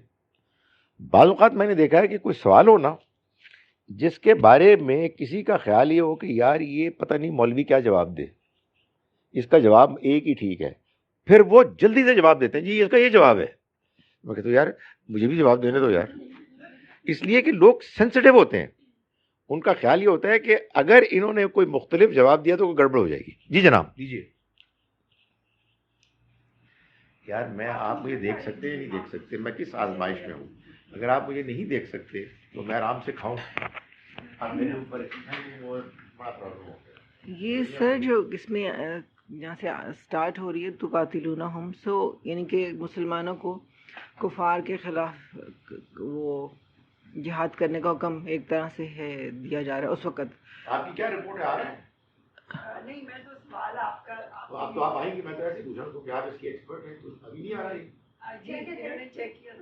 آ رہا تھا سر، آ رہا تھا جی.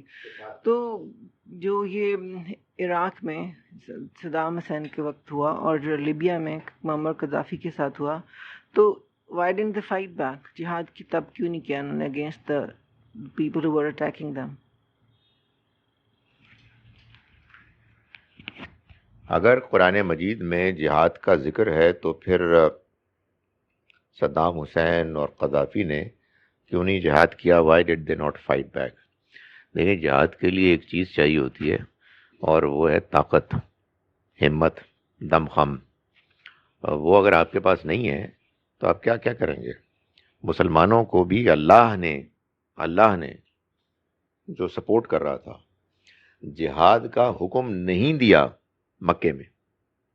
وائی؟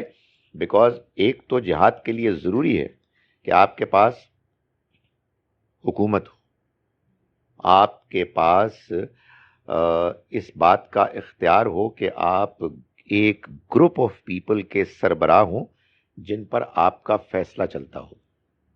مکے میں آپ کے پاس کوئی حکمرانی نہیں تھی، مدینے میں آ کے آپ کو یہ اختیار حاصل ہوا. چنانچہ جہاد صرف مسلمان حکمران کر سکتا ہے اس کا اعلان. دوسری چیز یہ کہ آپ کے پاس ایک کم سے کم طاقت ہونی چاہیے. تو اس وقت سچی بات یہ ہے کہ مسلمانوں کی کوئی حیثیت ہی نہیں ہے. تعداد میں ہم بہت زیادہ ہیں، طاقت میں ہم بہت کمزور ہیں. آپ کہیں گے کیوں؟ اس کا ایک ٹھیک جواب یہ ہے کہ اس لیے کہ سائنس ٹیکنالوجی میں ہم نے ترقی نہیں کی.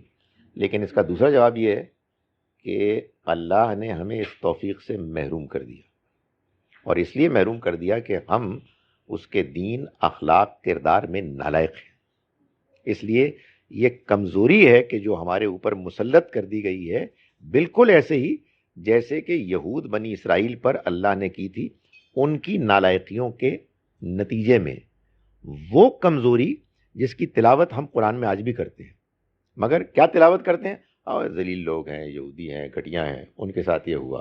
یہ نہیں سمجھتے کہ وہی ہمارے ساتھ بھی اب ہو رہا ہے. اللہ تعالیٰ کسی کو لان تان کرنے کے لیے کچھ نہیں نازل کرتا، سمجھانے کے لیے، ہدایت دینے کے لیے کرتا ہے. جی یہ لینا پڑے گا. نہیں میں میری گزارش ہے کہ تو کوئی بات نہیں، آپ کی آواز آنی چاہیے نا. میں کشمیر کے بارے میں آپ سے کر رہی تھی کہ وہ مطلب اتنا ظلم ہو رہا ہے، اور تو پھر یہ سارے اسلامک کنٹری وغیرہ مل کے کیوں نہیں کری؟ کیونکہ وہ ان کے پاس تو پاور کوئی ہے ہی نہیں بیچاروں کے پاس. تو اس سے بہت رونا آتا ہے. دیکھیے، کشمیر کا جو معاملہ ہے وہی فلسطین کا معاملہ ہے اور علاقوں کا بھی ہے کہ جہاں مسلمانوں کو ستایا جا رہا ہے. اس میں کیا کرنا چاہیے؟ مسلمانوں کو اقدام کرنا چاہیے. کیا اقدام کرنا چاہیے؟ نمبر 1 سب سے امپورٹنٹ چیز، صحیح بات معلوم ہو کیا ہے. میں یہ اس لیے کہہ رہا ہوں کہ ہمارے ہاں ہم بہت کیپیبل ہیں ایگزیجریٹ کرنے کے. آپ وہ تصویریں دکھائیں جو آج سے 15 سال پہلے کی تصویریں ہیں. سو مسلمان، کیونکہ ہم نے جو کچھ کرنا ہے اللہ کے حکم سے کرنا ہے، پہلے اسٹیبلش کریں کہ what is the reality on ground. دوسرا، اکٹھے ہوں. تیسرا، جو لوگ یہ حرکت کر رہے ہیں ان کو کنفرنٹ کریں اور ان سے کہیں کہ یہ آپ ختم کریں ورنہ ہمارے ہیں. ہم نہ سچائی کو جاننے کے لیے تیار ہیں، نہ ہم یونائٹڈ ہیں،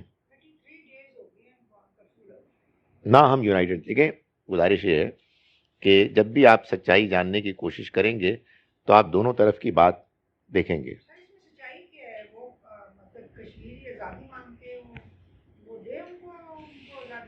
آزادی مانگنے کے 2 طریقے ہیں. ایک یہ کہ آپ پاکستان ہیں، آپ یہ مطالبہ کریں، اور ایک یہ کہ آپ وہاں رہ رہے ہیں اور آپ فوجیوں پر پتھر مار رہے ہیں.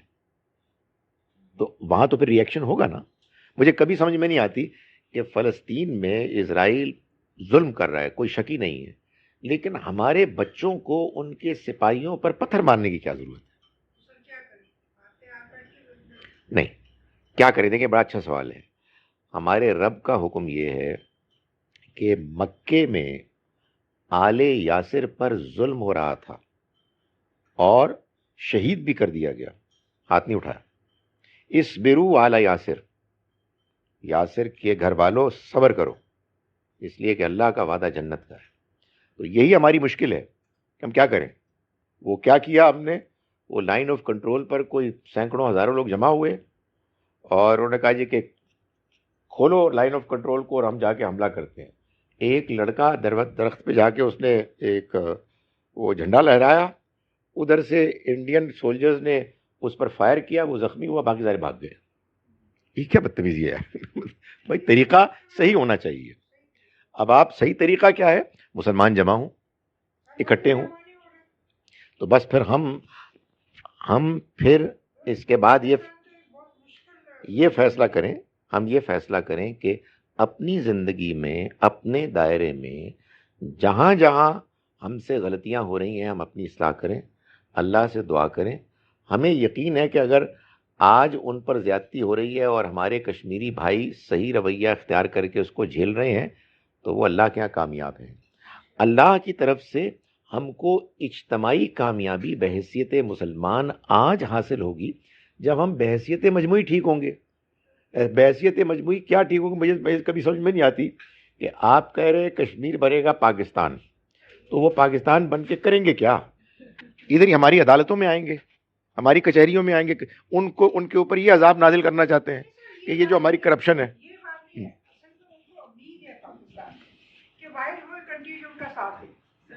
میرا یہ خیال ہے کہ ان کا علاج یہ ہے کہ ان کو انڈیپینڈنٹ کرنا چاہیے. سر میرے 2 کویسچن تھے. ایک تو ابھی ہم نے جو آیت پڑھی تھی, 2 آیتیں جس میں آپ نے کہا جو کعبہ کے امور سنبھالتے ہیں, وہی 2 آیتیں لوگ 2 چیزیں الگ الگ ہو رہی ہیں کلاس میں.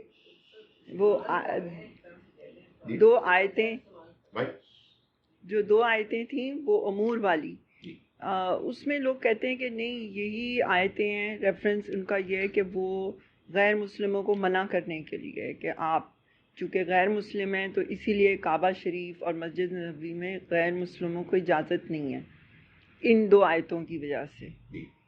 ایک تو یہ کہ از دیٹ ٹرو, کیونکہ آپ نے اس کی ٹرانسلیشن کی ہے جو امور لفظ تھا نا, تو جو کام سنبھال رہے ہیں خانہ کعبہ کا ورسز دوز ہو وزٹ.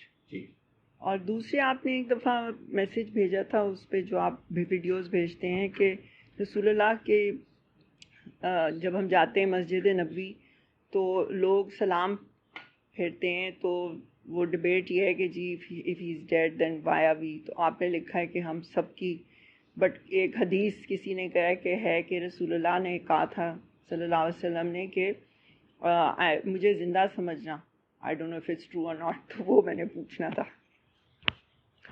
دیکھیے بات یہ ہے کہ جو تو پہلی بات ہے اس کا میں جواب دے رہا ہوں. دوسری بات مجھے کافی یقین ہے میں بھول جاؤں گا تو آپ مجھے یاد کرائیں گے. ابھی آگے ایک آیت اور زیادہ ریلیونٹ آئے گی جس میں اللہ تعالیٰ یہ فرمائیں گے کہ انما المشرکون نجس, یہ مشرک ناپاک ہیں, چنانچہ وہ اس مسجد کے قریب اس سال کے بعد نہیں آئے. لوگوں نے اس کو جنرلائز کر دیا, میرے خیال میں غلط کیا, لیکن میری انڈرسٹینڈنگ یہ ہے کہ مسلمانوں کی طرف سے یہ فیصلہ کہ غیر مسلم مکے اور مدینے داخل نہیں ہو سکتے, یہ ایک ایڈمنسٹریٹو فیصلہ ہے. دین میں میرے خیال میں اس کی سپورٹ نہیں ہے, اگرچہ کہ کچھ لوگ کچھ آیات کو اس طرح سے انٹرپریٹ کرتے ہیں. میرا ذاتی خیال یہ ہے کہ بے پناہ دعوت کا امکان ہے اگر ہم ایک خاص طرح سے کنٹرول کر کے غیر مسلموں کو اللہ کے گھر کے قریب ان کو دکھائیں کہ یہ دیکھو کیا عظیم الشان اللہ کی عبادت کا مظاہرہ ہو رہا ہے. سو ایک تو یہ بات ہے. دوسری بات تھی جی دیکھیں یہ بات کہ رسول اللہ صلی اللہ علیہ وسلم نے یہ فرمایا کہ تم میرے روضے پر آؤ اور میں وہاں زندہ ہوں, یہ آپ کی جو پوری تعلیمات ہیں یہ اس کے بالکل خلاف ہے. اس کا نتیجہ کیا نکلتا ہے؟ جو نکلا کہ لوگ روضہ مبارک پر جاتے ہیں اور آپ سے براہ راست خطاب کرتے ہیں, آپ سے مانگتے ہیں. کم سے کم ہمارے سب کانٹیننٹ میں تو یہ بات ہے کہ ہم کو حضور کی دعوت آتی ہے. سو معلوم یہ ہوا کہ 2 پیرالل حکومتیں چل رہی ہیں, ایک اللہ تعالیٰ کی چل رہی ہے اور ایک آپ کی چل رہی ہے. آپ کہیں نہیں, آپ جو کچھ بھی کر رہے ہیں اللہ کے کہنے سے کر رہے ہیں, تو بھائی یہ بات اللہ کو بتانی چاہیے. اور یہی تو سارا مسئلہ ہے. وہ جو مکے والے تھے وہ بھی یہ کہتے تھے کہ یہ اللہ کی بیٹیاں ہیں فرشتوں کو. اور ہوتا کیا ہے اس کا نتیجہ کیا نکلتا ہے؟ اس کا نتیجہ یہ نکلتا ہے کہ جو اصل ہے وہ تو بیک گراؤنڈ میں چلا جاتا ہے اور اصل فوکس آپ کے سارے جذبات ان کے لیے ہوتے ہیں جن کو آپ پکار رہے ہوتے ہیں. تو میں نے اپنے اس بیان میں یہ لکھا تھا کہ نبی صلی اللہ علیہ وسلم کو جب ہم آپ کے روضہ مبارک پر جا کے یہ کہتے ہیں کہ الصلاۃ والسلام علیکہ یا رسول اللہ، تو یہ ہم بالکل ایسے ہی کہتے ہیں جیسے ہم قبرستان میں جا کے کہتے ہیں السلام علیکم یا اہل القبور، سلامتی ہو تم پر اے قبر والو. اور میں نے ایک جگہ یہ بھی بتایا کہ میں جب پہلی مرتبہ گیا مدینہ منورہ تو ظاہر ایک خاص ذہن تھا میرا، لیکن وہاں گیا تو وہاں کا ماحول سارا یہی تھا، الصلاۃ والسلام علیکہ یا رسول اللہ. میں نے کہا یہ کیا ہو رہا ہے؟ تو اچانک اللہ تعالیٰ نے میری مدد کی اور میرے ساتھ ہی ایک کوئی عرب تھے، انہوں نے بھی یہی کہا الصلاۃ والسلام علیکہ یا رسول اللہ، السلام علیکہ یا ابا بکر، السلام علیکہ یا عمر. اور میں نے کہا جزاک اللہ، کمال کر دیا یار تم نے. یعنی انہوں نے واضح کر دیا کہ یہ اصل میں وہی چیز ہے جو قبرستان میں ہوتی ہے. کیا ہوتی ہے کہ ہم اہل قبر کو، اہل قبور کو اپنے ذہن میں تصور کر کے ان کو ایڈریس کر رہے ہوتے ہیں وداؤٹ بلیونگ کہ وہ ہماری بات سن رہے ہیں. اس کو سمجھانے کے لیے میں وہ